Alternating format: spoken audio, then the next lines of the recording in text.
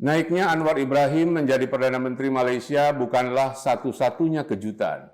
Kemenangan Partai Islam PAS adalah kejutan lain yang membuat banyak orang bertanya-tanya. Mengapa partai ini bisa berjaya dan meraih kursi hampir 3 kali lipat dari pemilu sebelumnya? Strategi apa yang dilakukan PAS? Apa yang bisa kita pelajari untuk Indonesia? Yuk kita bahas. It's not China's maritime. Another source of tension between Germany the US and and India China will be is sending the Middle warships. The war in Ukraine is entering a new Protests phase. have turned violent in dozens of Pada pilihan raya umum Malaysia yang baru lalu, Partai Islam Se-Malaysia atau PAS keluar sebagai pemenang dengan meraih 49 kursi atau sekitar 22% dari seluruh kursi yang ada di parlemen. Ini adalah perolehan terbesar yang diraih partai politik Malaysia pada pemilu itu.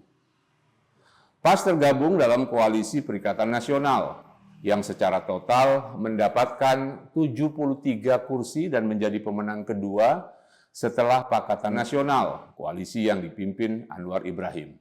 Sebelum Raja Malaysia turun tangan dan menunjuk Anwar Ibrahim sebagai Perdana Menteri, Perikatan Nasional lewat ketuanya, Muhyiddin Yassin, mengumumkan bakal membentuk pemerintahan.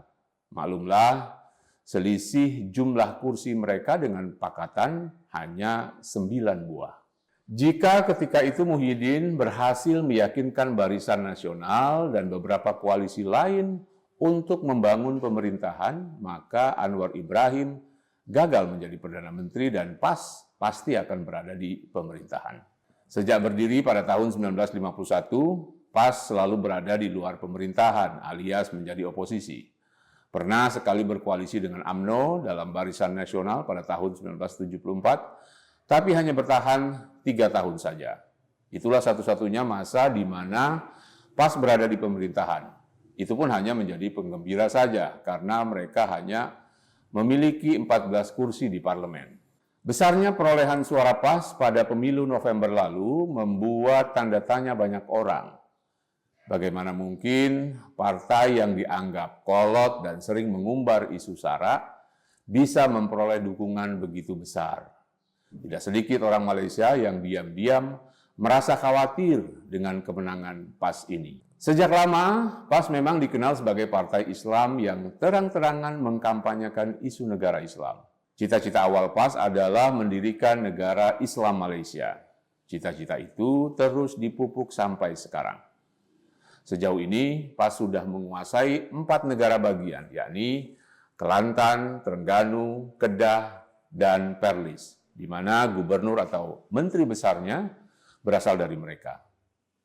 Dengan perolehan suara yang besar pada pemilu lalu, dominasi PAS sudah pasti bakal meluas ke negara-negara bagian lain.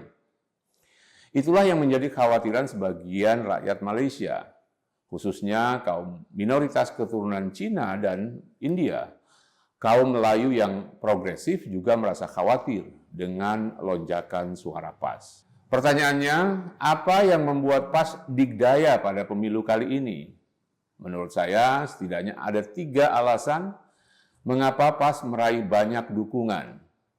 Pertama, perubahan aturan tentang batas usia minimal pemilih. Untuk pertama kalinya dalam sejarah pemilu Malaysia, batas usia pemilih diturunkan dari 21 tahun menjadi 18 tahun. Dengan aturan ini, ada sekitar 6 juta pemilih baru yang layak mengikuti pemilu. PAS adalah partai kader yang sangat peduli dengan dakwah dan pendidikan. Partai ini banyak didukung para ustadz, guru, dan dosen yang memiliki jaringan kuat di lembaga-lembaga pendidikan. Seperti PKS di Indonesia, PAS rajin merekrut mahasiswa baru untuk masuk ke dalam jaringan mereka. Kedua, kemenangan PAS tak bisa dilepaskan dari kegagalan partai sekuler dan gerakan Islam moderat. Sejak 2 dekade terakhir, Malaysia mengalami instabilitas politik yang berdampak pada kondisi ekonomi negara itu. Pada tahun 2015, Perdana Menteri Najib Razak terlibat skandal mega korupsi yang membuat pemerintahannya jatuh 3 tahun kemudian. Pendahulu Najib, yakni Abdullah Ahmad Badawi, memiliki citra yang kurang bagus di kalangan gerakan Islam. Ketika berkuasa, Badawi memperkenalkan Islam Hadari, yang berarti Islam yang berkeadaban. Misinya kurang lebih sama dengan Islam Nusantara atau Islam berkemajuan yang dikampanyekan NU dan Muhammadiyah di Indonesia. Islam Hadari dibuat untuk mengcounter Islam garis keras yang dipromosikan PAS dan beberapa gerakan Islam di Malaysia. Masalahnya, para politisi dan tokoh Islam Hadari kerap memojokkan tokoh-tokoh Islam, umumnya orang PAS, yang sering ditafsirkan sebagai pelecehan terhadap Islam. Yang membuat citra Islam Hadari buruk adalah banyak tokohnya yang terduga korup dan menjalani gaya hidup mewah. Badawi sendiri dituduh mempraktikkan nepotisme dengan merekrut anak dan keluarganya menduduki jabatan di pemerintahan. Salah satu menantunya, Khairi Jamaluddin, adalah tokoh UMNO yang terlibat dalam beberapa skandal korupsi. Lagi-lagi mirip dengan Islam Nusantara di Indonesia, di mana beberapa tokohnya juga terlibat korupsi dan menjalani gaya hidup mewah. Nah, kondisi itu dipergunakan PAS sebagai bahan kampanye mereka.